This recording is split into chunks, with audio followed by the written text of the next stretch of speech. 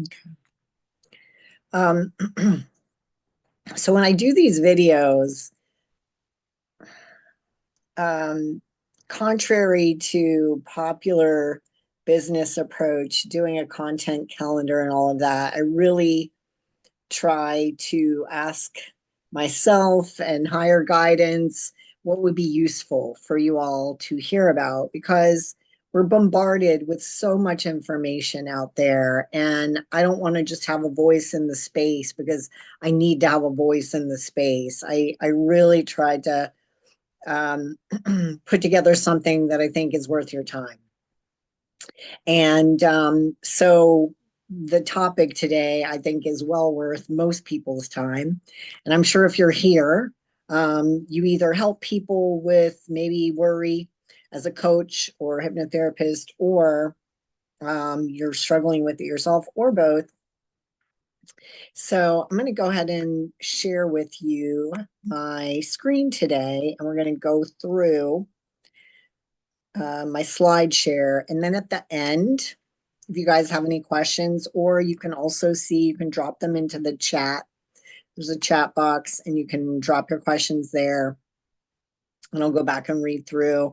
And at the end, too, if you want to um, share your video and talk versus asking a question in the chat, you are free to do so. All right, so let me go over here to my screen and let me move my Zoom panel around here a little bit so it's not in the way. Okay, so the title of the podcast today, the talk, is Breaking Out of the Habit of Worry. And that phrase is used very intentionally. Um, most people would just say, I'd like to break this worry. I guess that you might say, I like to break out of this habit of worry, but I don't know that everyone always thinks of it as, let me see here.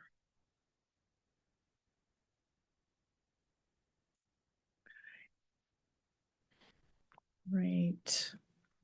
Let me let everybody in. It looks like everybody's in now. Let me stop the share for just a second, make sure I admit everybody. Okay. All right. Awesome. One more. And I'll have all of you, if you'd like, put your video on, stop your video. And then at the end, if you want to ask a question or anything, just mute yourself, etc. And you can drop your questions into the chat if you have questions. You can also, at the end, when I'm done with the slide share, you can unmute yourself, share your video, and ask me any questions you want on this topic. So I'm just going to, let me see if I can make sure to stop. Mindy, I'm going to stop your video, hun. So because I'm going to do a screen share. So there you go. Okay. So I'm going to do a screen share today, and we're going to talk about a topic that I think is really, really important because it affects so many people. So let's just dive right into this. And then as other people show up, I will let them into the room. Okay. So we are now discussing today breaking out of the habit of worry. The habit of worry, not just breaking out of worry. So, do you find yourself stuck in a cycle of worry, playing out worst case scenarios in your mind? Um, for a lot of people, worry can definitely feel like a habit. It can also feel like responsibility, like you have to do it. And so we'll be talking about that today. But one of the things Let me see. It says you can't hear anything. Let me just check. Um, can can everybody else hear me? Can you guys hear me? Just double check that. Let me see. Okay. All right, great. Thank you, Ben. Just making sure. All right. So we go on here. So this presentation is for you if you find yourself anxious about things that might go wrong. If you find yourself constantly worrying about things, even if they're not likely to happen, and you want to develop a stronger sense of trust in yourself, trust in your intuition, trust in the universe. And most of all, I really say this honestly, truly, very importantly, you want to reclaim your mental energy and redirect it towards what truly matters. And I'll ask you guys to, I think, to silent or mute yourselves if you are in the room. So I think somebody's got their microphone on. Thank you. Yeah. Okay. So a little bit about me. Um, I'm the owner of Charleston. I'm laughing because I got this big list here. Owner of Charleston Hypnosis Center since 2006. Before that, I was owner of Hypnosis Concepts out in California. So I've been in clinical hypnotherapy for almost 31 years. I've been teaching hypnosis and coaching and certifying in it for 11 years now, and I have a separate website, American Hypnosis and Coaching Academy. I'm a certified master trainer through International Association of Counselors and Therapists, and a few other things like an economics and French degree, which I never really used, except economics was useful and is continuing to be useful in business, and a South Carolina collaborative law divorce coach. And um, it has been my full-time job for 30 years to help people with their mindset and with counterproductive thought patterns, which worry is probably one of the number one, if not the number one counterproductive thought pattern that people tend to do and want to break out of. So, what is worry? It's a negative mental state characterized by apprehension, uncertainty, concern about the future, an event, a situation. And why do we worry? And that's a really great question because you didn't come out of the womb, guys. You did not come out of the womb worrying. With these little, you might have had these little frown lines on your face. You see those babies when they're first born and they look so serious, some of them, but it wasn't because they were worrying. Worrying is a learned behavior. And why do we worry? We worry because there might be a perceived threat, the word perceived. So we're perceiving something as a threat, dangerous, whether it's real or imagined, and it creates this sense of apprehension or unease or dis-ease. We worry about the unknown. How many of you worry about the unknown? How many of you worry about uncertainty? How many of you worry about what may or may not happen? So it's for many people, it is a very strong habit. It's a coping mechanism. And if you think about it in the animal kingdom, animals don't worry, they react, they have intuition, they pay attention to their senses so that they may tune in when there's danger, but they don't worry. I think somebody in the group still has your microphone on. If you could just check and see. I'm going to let a couple more people into the room. Okay, here we go. And Sal, I'm going to mute you. I think it might have been you. Okay, and Tony.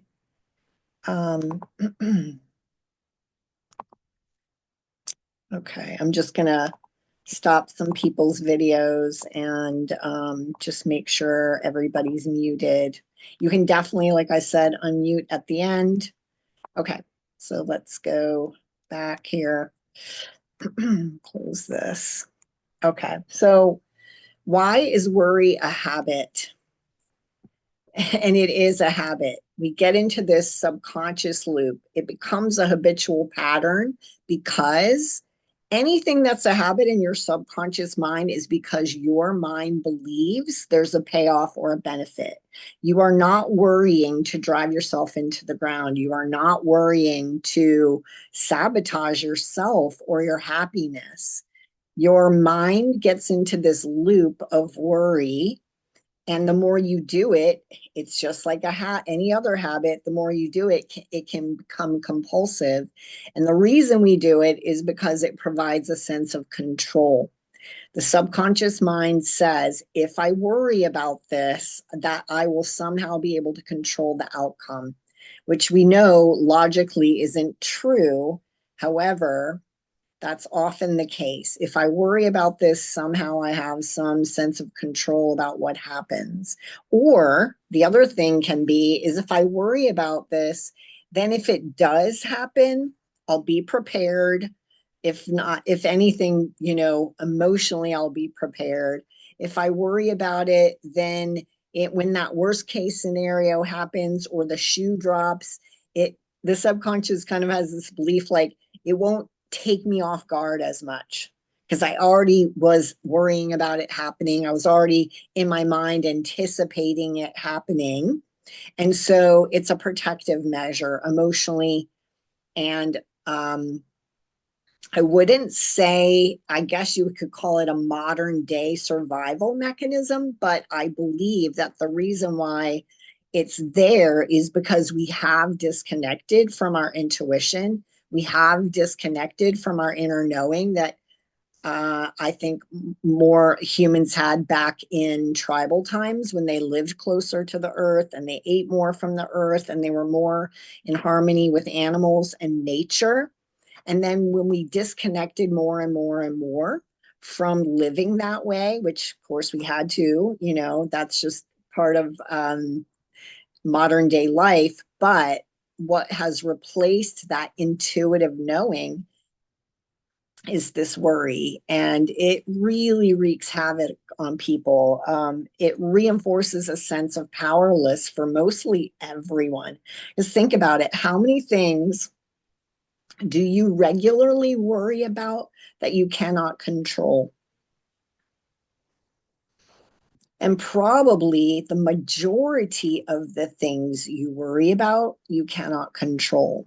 And so at the subconscious level, and part of a big piece of my talk today is really helping you to understand what it's costing you to worry, because the subconscious mind won't give up what it perceives is a payoff or a benefit.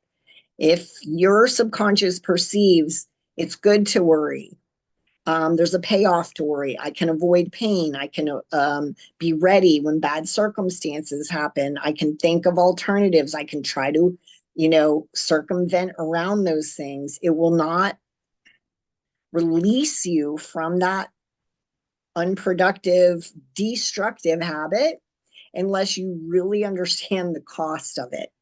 And it's kind of like, with alcohol, drugs, things like that, people will just keep skating forward in life doing those things until they hit the rock bottom, and the rock bottom is the pains outweigh the gains. And so if you understand that when you're worrying, that you're reinforcing this every time you worry about something you can't control, and the mind is under this illusion that if I worry I'll have more control, then you're reinforcing I am powerless.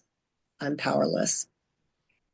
It becomes the coping mechanism, but it also reinforces that belief deep inside of you.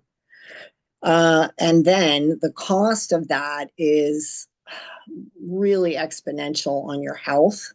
So it can keep you in constant states of fight or flight, keeping your cortisol pumped, keeping you in this perpetual state of stress, because you just go from potentially, depending on your pattern with worry, from one thing to the next to the next. And that can affect a lot of people's sleep. Definitely affect a lot of people's sleep patterns, falling asleep or waking up at night, and your mind's doing the spin cycle.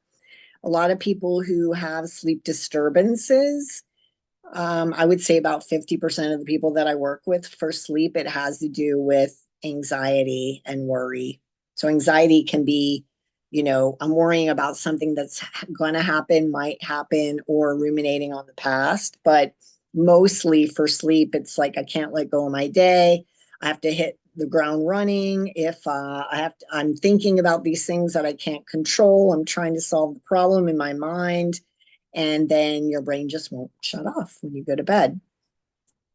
So it can cause high blood pressure, chronic anxiety over time, chronic worry over time will weaken the body's immune system. There is a whole study called psychoneuroimmunology, which is how the brain affects your immune system. And they've shown over and over again the number one contributing factor to any kind of chronic health condition is stress. And a lot of that stress is perceived stress, not actual things happening to you. So when you're worrying, you're thinking about things typically that aren't happening right then.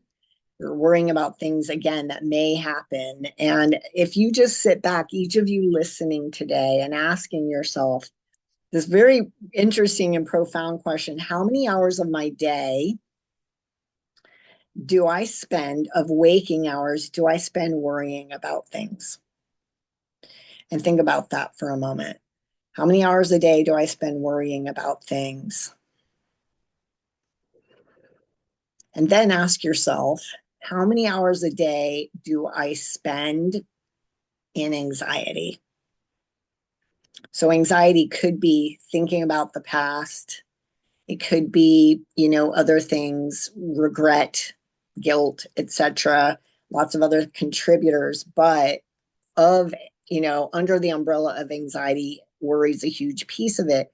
And if you answer that question with, you spend a significant amount, if you're awake for 10 hours a day and you spend 2 or more hours a day worrying, imagine what your life would be like if you reclaim that energy back with new patterns. You really would be a completely different person. So managing, addressing chronic worry as a pattern, as a habit, understood its intention, but the negatives outweigh the positive. It can really improve your sleep, your health, your stress levels. So you may have heard about the reticular activating system. It's the part of our brain that filters information. So we have all this information coming into us all the time, and we can only process so much of it at once.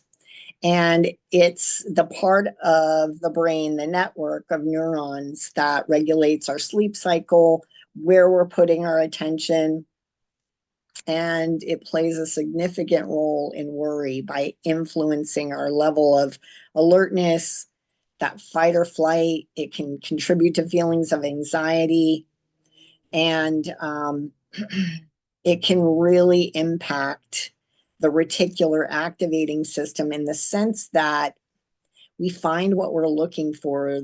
It's like if I say to you, when you go out today, count how many red cars you see, and then you'll go out today and you'll start to notice red cars, whereas you might not have noticed them until I mentioned pay attention to red cars. So we focus on what we think about. Then, beyond your health, what's the cost of worry on your mind and emotions? Decreased productivity. So those hours that you're spending worrying, you're probably not spending doing something productive. And so that can, at work, lead to missed deadlines, underperformance, It can really cause a form of what feels like ADD because your mind is pinging around all the time. It's hard to focus when you're worried about things, when you've even got those worries in the background. It can also cause you to be pessimistic, negative, hopeless, um, guarded.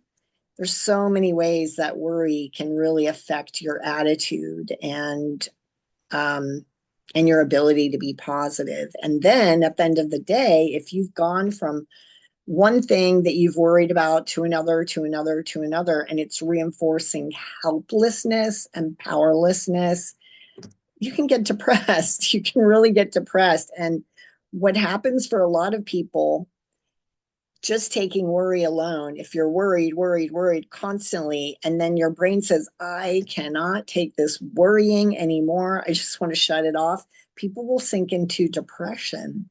So, oftentimes, depression, not for everyone who has depression, but for some people who have depression, it's the coping mechanism to too much worry and anxiety. It's a way for your brain to just say, I want to sleep, I don't want to think, I don't want to feel, I can't take it anymore. You kind of shut down. And then when somehow reboot, you'll get back in that loop and start the cycle all over again. And it's exhausting. It's just a horrible way to live, really. Okay, so chronic worry can also have a negative impact and significant impact on your relationships. Um, I've had women in my office, from different ethnicities, Jewish, Italian, tell me it's my job to worry. That's what we do, so it can be part of your identity, even to be the one who worries, right? And it might be, depending on your culture, the way that you grow up, it might be a sign of love that I worry about people I love. And if I don't worry about them, there's this deep, now I'm not saying this is conscious, but for some of you it might be, but there might be this really deep seated cultural belief or familial belief, or somehow, some way you've acquired some deep embedded belief you're operating from that says, if I love someone, I will worry about them. If I love someone, I should worry about them, right?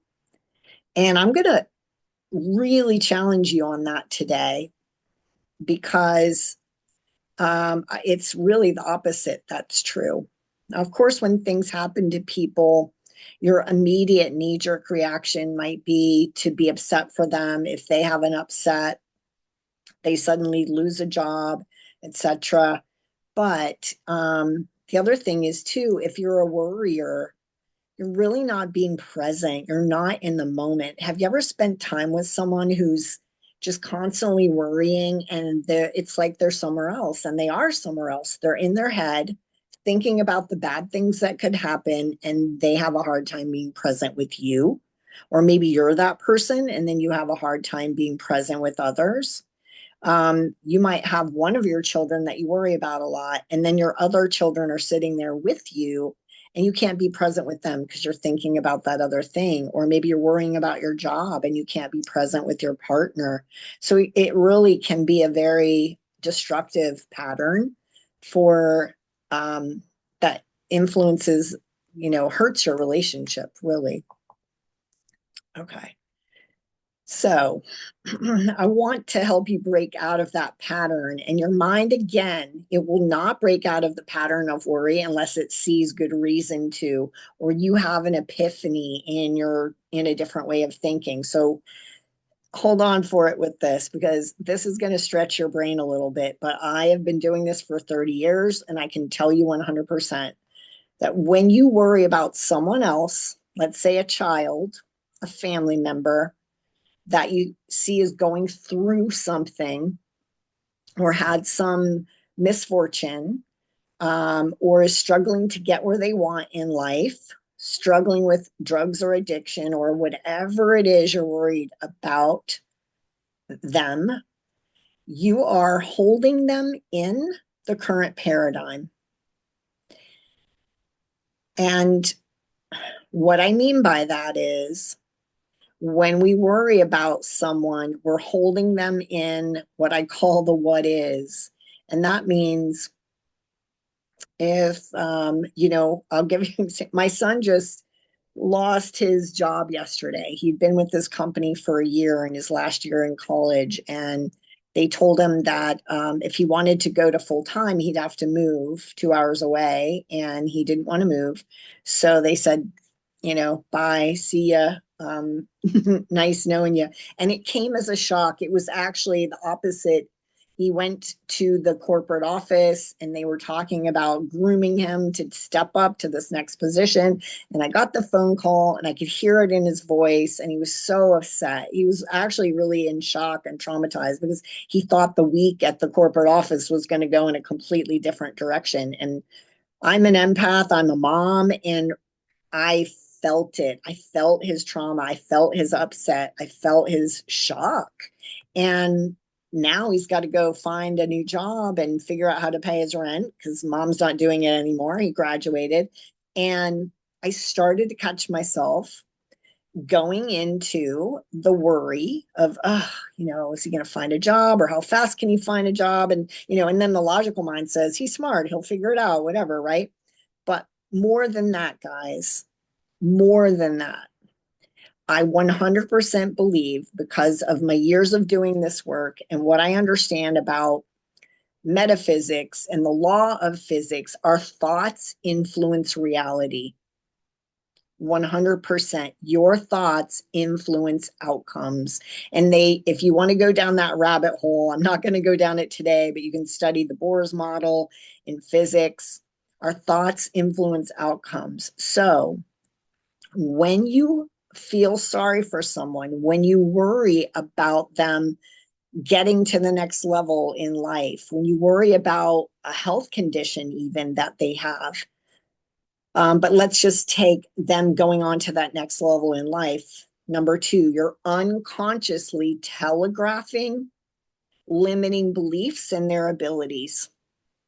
So if I'm worrying about my son, what I'm telegraphing into our collective field of consciousness is I don't totally believe he can do it, or I don't totally believe he has the abilities, or I don't know exactly if he'll step up and figure this out in a timely manner. Eventually he will, right?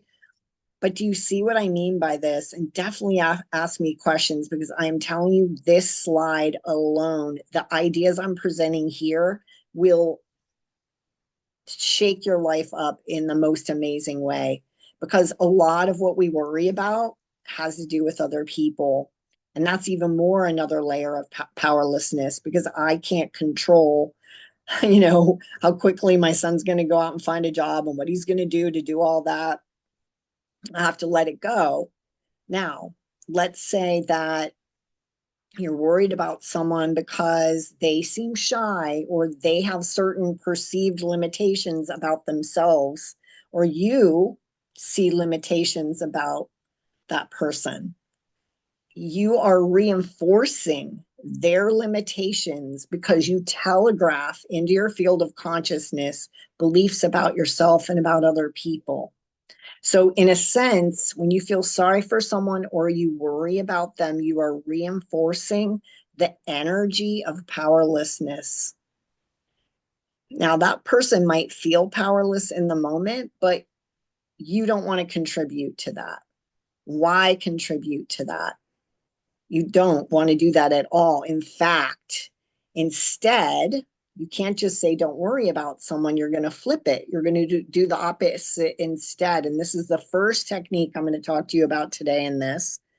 But I had to build up to it because you need to really, really understand what's at stake by continuing the pattern of worrying about people. Prayer is holding a vision of, let's say, someone being healed and seeing them healed, seeing them whole, seeing them holy, seeing them moving beyond whatever that struggle is. So you're going to take that emotion and the thoughts and turn that energy into the positive. And that means when someone's struggling, instead of worrying about them, You envision what you would hope to see for them instead. I see my son finding his next job and he's happy with it. I see my son finding his next job and has good pay and he has good benefits and whatever. So you just keep turning your mind into what you want to have happen. And you can do this for yourself as well. It's just as powerful for yourself, but you give people the gift of not worrying about them. And one way you can do this is whenever you think about that person, you can say, I release you to your highest good. I see you getting happier and healthier, or I release you to your highest good. I see you getting the most perfect job for yourself that you're happy with.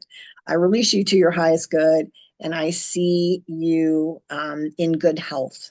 Do you see? So you're not just not thinking about the person, but when you do think about the person, you're thinking about the desired outcome versus the undesired. And there's a deep embedded law in hypnosis when you do any kind of hypnosis recordings for people, you always phrase things in the positive.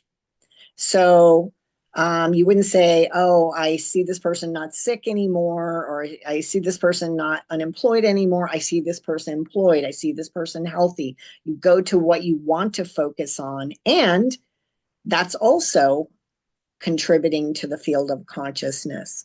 And sometimes, the point of being, sacred mother or sacred father or sacred sister or sacred daughter or sacred son is that you have the power, profound power to influence outcomes with your thoughts. And you're going to feel so much better when you're using your thoughts to focus on desired outcomes. So, for a lot of people, worry is actually an addiction. And I know that's a very bold statement, and I don't say it lightly, but I want to mention it so you fully understand. Again, if I don't go into what's at stake here, you might just watch this podcast today or watch the replay video and think, okay, yeah, that's good thoughts. But I'm telling you, worry is an addiction if you let it go too far. And that means you can't help yourself but worry. You need to worry. It feels comfortable to you to worry. It's your new normal to worry in a sense. And so, what do I mean when I say worry is a security based addiction? It means that people will worry because they have an addictive need to feel secure. And that worry is a false sense of control. So the less and less we need to control outcomes, that less and less we need to control timing, the more we can just focus on what we want for ourselves, what we hope for other people, and we go with the flow more in life. And we don't need to have things a certain way in a certain timing to feel secure. So if you're a control person, a control freak, if you need to have things always in control and have things go the way you want, that's part of this security-based addiction. We're just talking about the worry piece of it today. And again, I hope that makes sense. If anything I'm saying today does not, or you want clarification, please, I'm sure if you have the question, someone else does, drop the question in the chat. When I'm done with the slides here, I'll answer your questions. So this is where my hypnosis background comes in. 100%. Every single person that comes into my office, they're worried about, can I be hypnotized? And I tell them, you've been hypnotized since the day you were born. I am typically in my office undoing what's been done. And that means we are hypnotized by what our parents tell us. They teach us to worry. If you have a worrisome parent, they might teach you to be fearful, and there's some of that is healthy sense of fear or healthy sense of caution, but a lot of it can be just perpetuating again this feeling of needing to control, powerlessness, worrying about, if you say that to yourself, out of the 10 things I worry about every day, 8 of them never come to pass, then you've got to reckon with that habit again. It's not working for you. It's an emotional drain, it's a mental drain, and there's so much more you could be doing with your mental power. But you come by it honestly. Most of us have parents that teach us to worry. They don't tell us to worry, although they might, but you watch them worry about things, and then you learn that that's what you do. Society teaches you to fear, to be afraid. The news teaches you powerlessness because you watch one thing on the news after the other that tells you about bad things happening around the world that you can't control, that you can't fix, that might be coming, that might come to pass. And then you learn to worry and worry and worry, and it's exhausting. So one of the other pieces today too, like I said, when you're worrying about other people, you can't just say, oh, don't worry about Johnny. You have to say, well, what would I want for Johnny instead? Don't worry about Sue. What would I want for Sue instead? And for yourself, instead of worrying about an outcome, a meeting with your boss, you're asking for a raise. Oh, what if he says no? No, put your mind to intending outcomes. So instead of, wouldn't it be great if your parents taught you or you teach your kids to intend outcomes instead of worrying? And some people say, well, if I intend this outcome and it doesn't happen, I'll be disappointed. You know, I don't think so. I think you'll just say, if you teach your kids right, well, what did you learn from it? There's no downside to visualizing what you want and intending outcomes. You won't be any less disappointed if it doesn't come to pass, but you'll feel better emotionally. You'll be more clear in your mind. Society teaches you to fear, to shut down your imagination. I mean, guys, I could go to the level of a conspiracy theory with this because if you are stuck in worrying, being afraid, and feeling powerless, you have been hypnotized to forget your power. You have the power to create and influence outcomes through your imagination. But if you're caught up in these negative spin cycles in your brain, you're not tapping into that power and you may not even know it exists, except for the fact that sometimes what you worry about, you actually create for yourself. It's, the law of attraction kind of idea. Okay. So the other thing is worry leads to missed opportunities. You might not take risks. You might avoid walking up to that cute girl in the gym and talking with her and going out on a wonderful date. You're oftentimes blind to synchronicities if you're just too excessively inwardly focused. You're not present, you're not paying attention. And a lot of people who are worrying too much, it's like they could have that, cute person walk past them in the coffee shop and not even notice them because they're still stuck so in their head. They might not pay attention to a job opportunity that lands right in their lap because they're just so hung up on worrying about things. And worry can be a self-fulfilling prophecy. I 100% believe that, again, our thoughts influence outcomes. Our thoughts put us on certain timelines. So there's a timeline where the thing you're worrying about happens, and there's a timeline where it doesn't happen. Now, which one are you going to end up on? Which timeline? The one where you put your energy. So that's why when you worry, I believe 100% you're putting yourself more likely on the path for that thing you're worrying about to happen. But you can't just tell yourself not to worry. In order to break that cycle, you have to focus on what you want to have happen regularly. You have to make that the habit. So obviously, worry is rooted in fear and it amplifies negativity into your field of consciousness, like a lighthouse. I put that picture on here. It's like you're broadcasting into your field of consciousness the unwanted outcomes, the undesired things happening to you or someone else. And here's the key. I learned this in my hypnosis training long before I understood about field of consciousness and how our thoughts influence reality. I knew that our thoughts influence our bodies, our reactions, our emotions, but the subconscious is what I call the Amazon fulfillment house in your brain. It does not know the difference between desired outcomes and undesired. So when you're worrying, that's an outcome. It doesn't know you don't want that.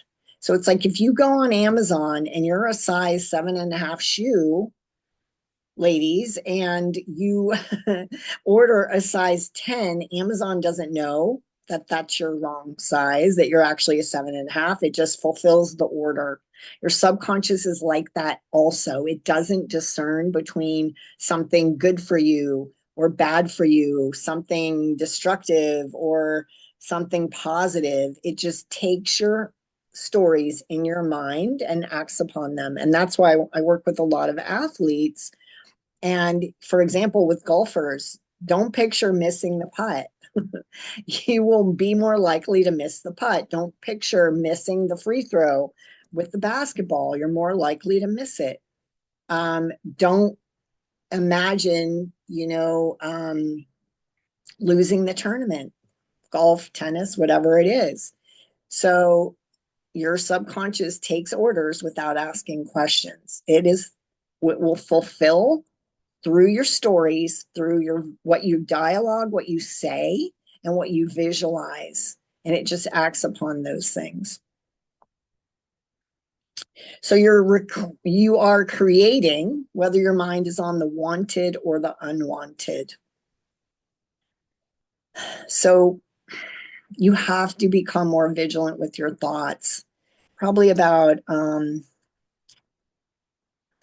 it's about 6 years ago, I had a unexpected spiritual experience, and I saw this like a dream of a fractal universe where all of our thoughts that you've ever had are still sitting in your field of consciousness, some of them more impactful than others depending on how much you've repeated that thought. So you want to become so much more vigilant with your self-talk, with the stories that you're telling yourself, about others, about what you're capable of, about what might happen. Do not give yourself permission to go into the undesired outcomes. In most cases, there's no reason for it. Some cases there are, but most cases it's not productive for you to be thinking about the undesired outcome. And so to break out of the cycle of worry, step one, I hope I've really tried to hammer it home today. Acknowledge that worry is an unproductive habit.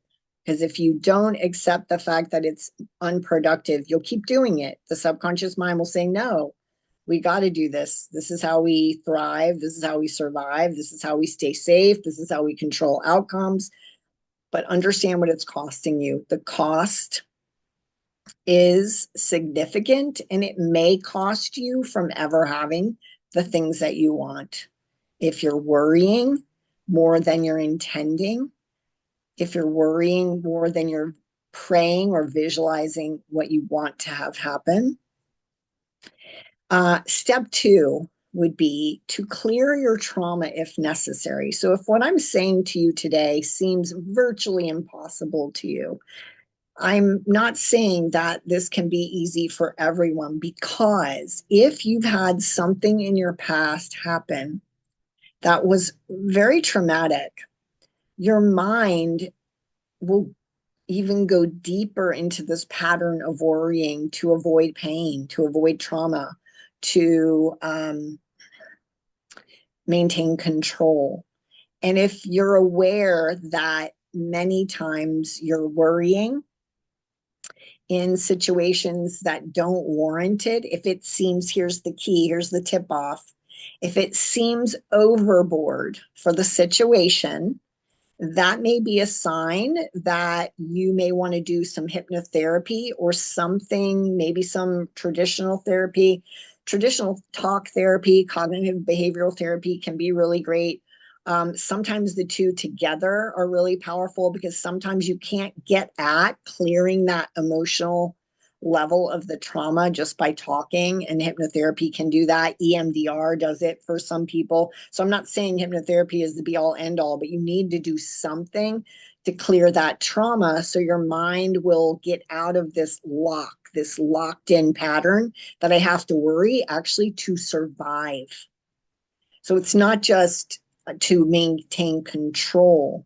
And you'll resonate with this, perhaps some of you listening to this, is if it feels like I have to worry to stay safe in the world, that's probably a sign that you may want to explore doing some trauma clearing. And again, anyone listening to this, at the end, I'll show you how to reach out to me. But because I'm always willing to have a conversation with someone to see if that's even a question for you, let's talk about it. Just explore it. But step 3, replacing worry with a healthy sense of caution where appropriate. And what I mean by this is you're not going to just toss away worry and start doing stupid things like, run out on the freeway or drink too much and drive and potentially put yourself at risk and others. The health, when you replace worry with a healthy sense of caution and teach your children this, you can take right action to stay safe without worry. So let me give you an example of this so that will make sense. You can take right action without worry. So I live in the Charleston, South Carolina area.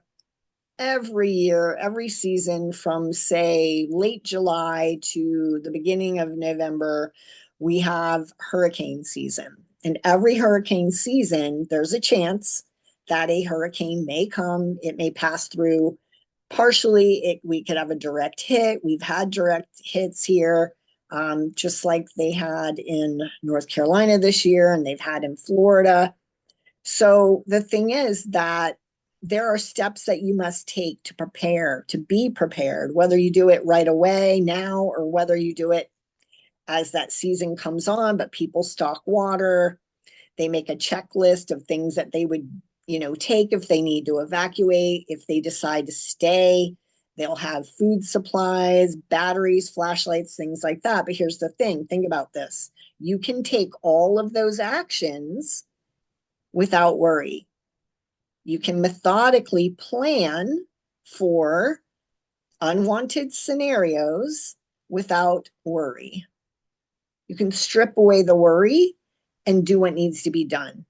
You can have a healthy sense of caution. So if I leave the restaurant downtown late on a Saturday night and I'm walking to my car, I'm going to pay attention. I'm going to look around. I'm going to make sure that either I have someone walking with me or I park in a place where it's well lit and it feels safe. So I don't have to worry about it, but I can do the right thing to avoid, putting myself in harm's way. But I can do that matter of fact. I don't have to worry to take right action. Does that make sense? So you can do what needs to be done to stay safe, but worry doesn't have to be the driver of your behaviors to get you to do that. And that's huge. Step 4, retraining your mind to focus more on the wanted, not the unwanted. It's a habit, guys. I'm telling you. It's funny, we're not born worriers, but then somewhere along the way you can be such a worrier for so long, you think it's your nature and you think to yourself, I just don't know how to be different. But you can be different. You absolutely can be different, and it's just a muscle. Your mind is like a muscle, and you're going to retrain it to focus more and more and more on desired outcomes, how you want situations to go, how you'd like it to go for friends and family members, how you'd like it to go for our country.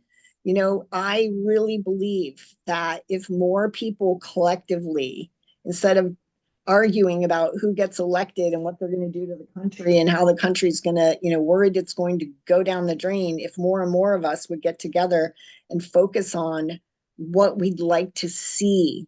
Like if your political electee nominee gets elected, whether they do or not is, of course, I have my preference, but what I really focus on is what am I thinking that person is going to bring to make my life better or my community or, my country better. And then focusing on that and instead of worrying that it's going to go the other direction. And it is a habit. It takes work at first and it takes consistent work. I do work with people with hypnosis to kind of speed up that process to break out of the cycle if you feel like it kind of has a hold on you. But, to tie up and end this today, commit yourself to breaking the habit of worry because the cost is too great. No successful person worried their way to the top. I just came up with that today, but I feel like that's pretty much true. No successful person worried their way to the top. So, overcoming worry, you're going to have the mindset shift. It's not worth it. It's unproductive. It's destructive. And using your imagination to imagine the best case scenarios instead of the worst case thinking. And every time you catch yourself going into worst case, you say, no, stop. Don't even go there. This is how it's going to go down. In my matrix, this is what happens. In my world, this is how it's going to unfold. In my world, this is what is going to happen. And you be relentless with your positivity until your mind bends to that way of being. So you're going to break that cycle. And ultimately, what you'll do is rewire your brain to be a positive thinker. It's easy to be positive when things are going your way. The true test of the mental warrior of strengthening your mind is finding a way to think the positive when things are bad. And it's funny because last week I had a pipe burst in my house and it flooded my master bedroom closet and master bedroom. It was under the sink in master bath, and the guy had to drill into the slab, and I'm not gonna lie, I was stressed out because I just didn't know how bad it was going to be. And so he's finishing up the work late on a Friday night. Thank goodness, so when it first started leaking, I just kept saying, okay, it's going to go better than expected. And what I meant specifically was the cost, because right away, I'm not going to tell you that I didn't think about the worst case scenario. You can think about it, but it's when you linger on it that you're putting yourself into this cascade of emotional distress. I'm like, yeah, it could be very expensive, but no, I'm not going to go there. I am not going to go there. I'm going to tell myself it's going to get fixed. It's going to be quick. It's not going to be too expensive, and it's going to go better than expected. It's going to go better than expected. And, when I was done, my plumber said, okay, well, we had to drill into the slab, it's going to be this price and da da da. And I said, well, okay, it could have been worse. And he goes, wow, uh, that's an interesting way to think of it. And I'm like, yeah, that is the way I'm going to think of it. It's the way I always think of it. And I'm guys, and I'm not going to tell you I grew up that way. I had those extremely fearful influences by one of my caregivers, and I see it in some of my other family members, and I am just relentless. It's like I grew up, I got straight A's. I was the good girl in the family dynamic, good girl meaning like got good grades, didn't get in trouble with the law or with my parents for the most part. But man, my rebel part, my FU part comes out when I'm being invited to worry. I'm like, no, I will not worry about this. In my world, it's going to go this way. In my matrix, it's going to go this way. It's going to go better than expected. And that's my way to just put it to rest a lot of times. That's my catch-all. And if you've been watching me for a while, you probably heard me say this, but you're going to retrain your nervous system to feel safe and to not be in this constant worry state, mental vigilance, trying to control. You become relentlessly positive, rebelliously positive. So, if something I've said here today is something you'd like to have more information about, you can check out. I've got RebeccaTaylorShaw.com. I've got CharlestonHypnotherapy.com. You can reach out to me.